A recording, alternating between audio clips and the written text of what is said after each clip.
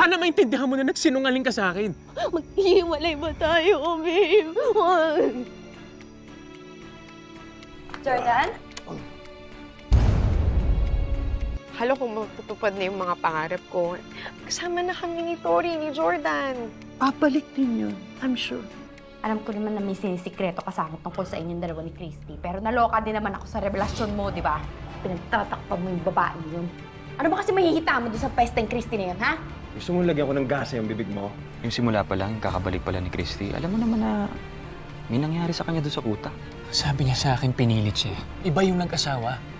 Ibig sabihin, gusto rin niya yung ginawa sa kanya. Eh, sa'yo mismo nang galing, walang bisa yung kasal nila ni Leon. Bakit pa gusto mo ayusin ka kay Christy? Si Jordan. Nandiyan si Jordan, magtago ka. Dito. Aray ko. Paalis mo kagad yung hayop na yan, ha? Oo na. Huwag ka magpapakita kay Jordan, ha? Tsaka huwag ka maingay. Saan ka pupunta? Wala ko ng tubig.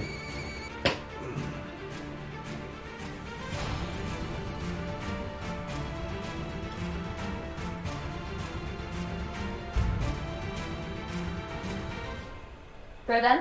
Jordan? Anong ginagawa mo?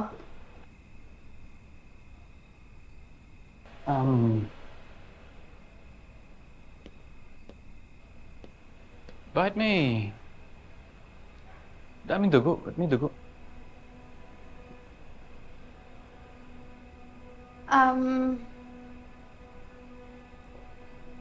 Huwag mo na tanungin. Umupo ka muna dyan.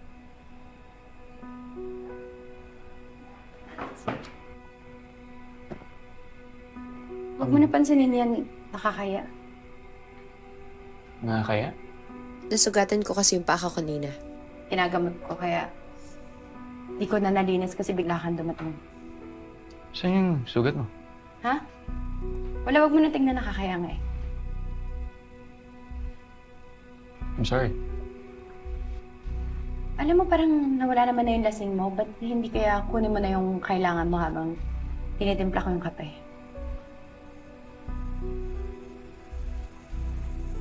Okay.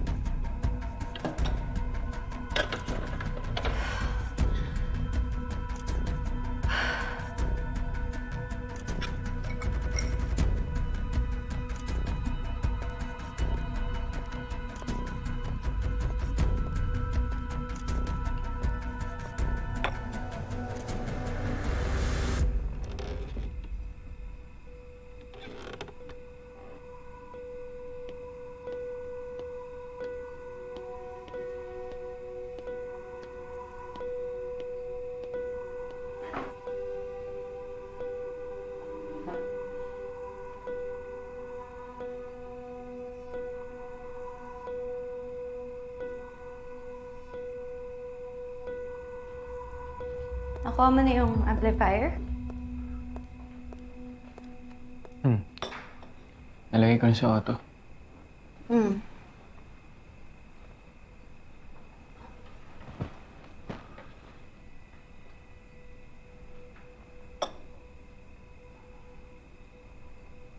Galit ka ba? Naninibago ako sa'yo eh. Ang sabi mo sa akin pag kailangan ko ng kaibigan, or na makakausap, apply ka na dyan para sa akin eh. Kulang na lang, itaboy mo ako palabas. Nabigla lang ako nung dumating ka. Tsaka, di ba ilang beses mo na rin akong pinush away. Sakta mo din naman ako, Jordan.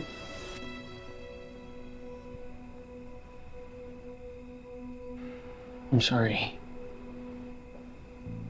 Kulong-kulong na ako sa sitwasyon ko eh. Tumagdag pa yung hype na Leonen. I really want to be there for you, Jordan. Pero, na-realize ko na parang ang unfair lang din sa akin kasi you really can't be friends with you. Dahil hanggang ngayon, mahal na mahal pa rin kita. Shay, Hindi ko kaya marinig yung issues niya dalawa ni Christy. I'm sorry, pero hindi ko kaya na makita ka na after kanyang saktan, after kanyang lokohin, at the end of the day, siya pa rin yung pipiliin. I'm sorry. Huwag mo naman akong saktan pa. you're right. You're right. I'm sorry, I'll go. Salamat sa kape.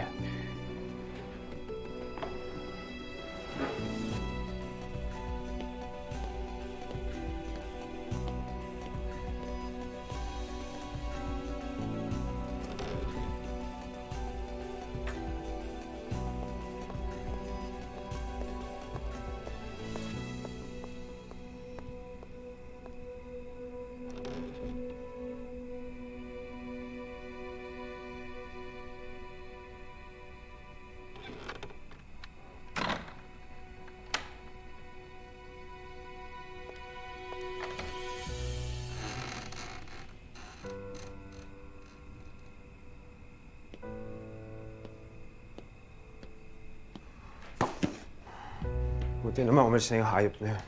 Alam mo, kasalanan mo to eh. Ngayon na sana yung right time para mabawi ko si Jordan habang busit pa siya sa Christy na yun, pero hindi ko magawa dahil nandito ka!